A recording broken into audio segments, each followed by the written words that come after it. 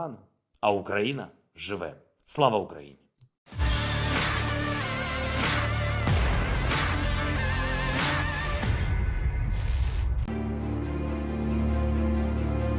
Presiden Ukraina Volodymyr Zelensky mengunggah video terbaru, Senin tanggal 21 Maret. Dikutip Tribun Timur dari saluran resmi Ukraina, Zelensky memberi semangat kepada pasukannya. Sudah hari ke-25 sejak militer Rusia dengan sia-sia berusaha menemukan Nazi imajiner mereka. Mereka juga memprovokasi rakyat kita sebagai pembela sejati. Usaha mereka sia-sia. Mereka membayangkan rakyat Ukraina menyapa penjajah dengan kalungan bunga. Mereka salah. Kini mereka merasakan akibatnya. Tentara mereka tidak menemukan lagi jalan pulang.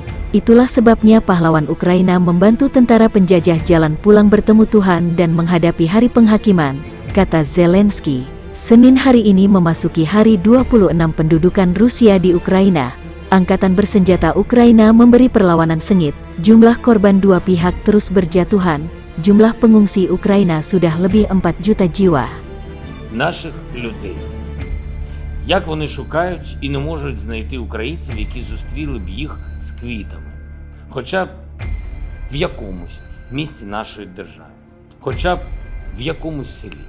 А головне, російські військові ніяк не знаходять дорогу додому, а тому наші військові допомагають їм з дорогою на суд Божий.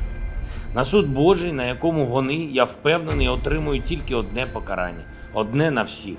Вічний підвал, навічно під бомбами, навічно без їжі, води і тепла за все, що вони наробили проти наших людей, звичайних українців, проти мирних людей. В Охтирці, Харкові, у Бородянці, у Чернігові, у Волновасі, у Маріуполі, в багатьох інших наших відважних містах. У блокадному Маріуполі російська авіація скинула бомбу на школу мистецтв. Там ховалися люди. Ховалися від обстрілів, від бомбардування. Там не було військових позицій. Там було близько 400 мирних людей.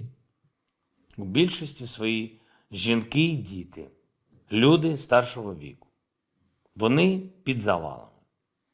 Ми наразі не знаємо, скільки живих, але знаємо, що того льотчика, який скинув ту бомбу, ми обов'язково зіб'ємо, як уже збили майже сотню інших таких же масових вбивців.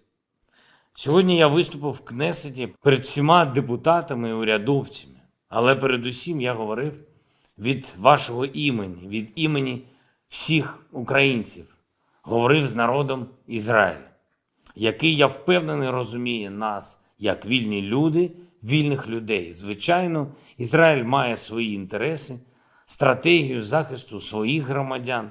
Ми все це розуміємо. Прем'єр-міністр Ізраїлю пан Беннет намагається знайти переговорний шлях із Росією, і ми за це вдячні, за кожне зусилля, щоб раніше чи пізніше ми почали говорити з Росією. Можливо, в Єрусалимі. Це правильне місце для того, щоб знайти мир, якщо це можливо. Но у российских пропагандистов сегодня довольно сложная задача, ведь впервые в истории президент иностранного государства выступал в Кнессете по видеозаписи и перед народом Израиля.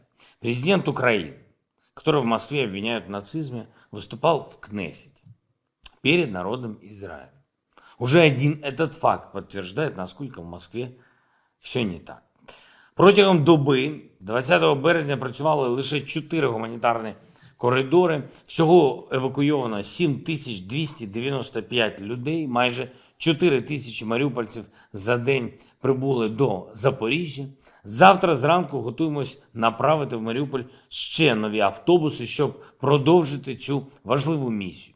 Більше 3000 людей врятували у Київській області, але у Харківській області російські війська захопили нашу колону, наш гуманітарний вантаж для міста Вовчанськ. Немає зв'язку. Зараз 6 людьми, 5 водіїв та 1 лікар. Будемо їх визволяти, будемо знову і знову намагатись доставити нашим людям найнеобхідніше. Херсонська область сьогодні знову боролась. Я їм вдячний. Знову на вулицях. І, як завжди, за нас всіх, за Україну. З національними прапорами і з нашою українською хоробрістю, без зброї, проти окупантів, проти пострілів військових машин. Це подвиг, який надихає всіх нас. Це Україна, якою ми всі пишаємось, це українці, яким я безмірно вдячний, як і увесь наш народ. Вдень говорив із прем'єр-міністром Британії Борисом Джонсоном, справжнім другом України, який не вагається і не шукає відмовок. Домовились про конкретну підтримку для нашої держави на самітах наступного тижня Великої Сімки і НАТО. Хоча ми не є членами цих організацій, але я бачу, що як мінімум один голос в Україні там є.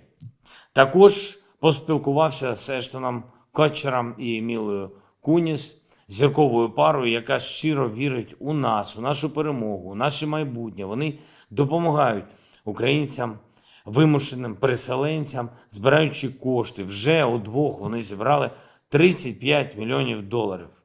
Подякував їм від щирого нашого народу, від всіх нас. Погодьтесь, це хороший результат тільки для однієї пари наших друзів в Америці. Ну а ми працюємо над тим, щоб нашими друзями був увесь світ. Особисто вручив державні нагороди українським розвідникам. Прошу поставитись із розумінням. Я не можу назвати публічно їхніх імен. Але повірте, що внесок цих людей у нашу оборону настільки вагомий, що ордени і звання Герой України для них – це мінімум, який ми можемо їм дати. Щоб просто віддячити їм та усім нашим героям, завдяки яким ми тримаємось. І непогано. А Україна живе. Слава Україні!